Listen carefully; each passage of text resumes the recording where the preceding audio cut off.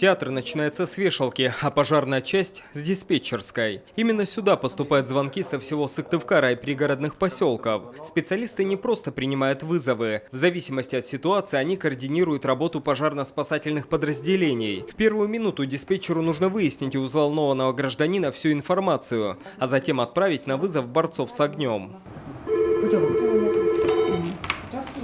Пожарно-спасательная служба. А это уже сами огнеборцы. Прямо во время съемки поступает очередной звонок со словами «Спасите!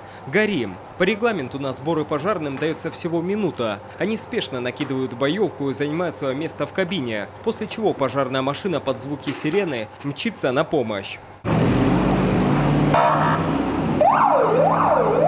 С балкона второго этажа валит столб черного дыма. Как оказалось, огнем охвачена одна из квартир дома на Сысольском шоссе. Площадь возгорания 16 квадратных метров. Пожарно-спасательные подразделения спасают 15 человек, в том числе 4 детей и собаку. Пожар потушен, никто не пострадал. Что же стало причиной возгорания, станет известно позднее. Между тем, одна из главных причин роста смертей в огне за ноябрь – курение в состоянии алкогольного опьянения. К слову, на следующей неделе в Коми ожидают морозы, а потому спасатели в очередной раз просят жителей Коми с осторожностью топить печь и пользоваться электрообогревателем. Не стоит оставлять включенными на ночь гирлянды, чтобы пожар не испортил новогоднее настроение. Обезопасить себя и своих близких поможет не только соблюдение простых правил, но и датчики дыма. Довольно эффективным средством обнаружения пожара в настоящее время являются дымовые пожарные извещатели. Они эффективно себя зарекомендовали.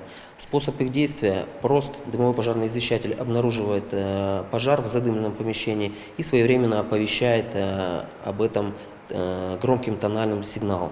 Ежегодно зимние холода и новогодние праздники вносят свои коррективы в печальную статистику по пожарам. И специалисты в очередной раз напоминают, огонь беспощаден, и потеря жилья и имущества не самое страшное, что может произойти. А все советы, рекомендации и просьбы спасателей выполнить не так уж и трудно. Павел Королев, Роман Боровиков, телеканал Юрган.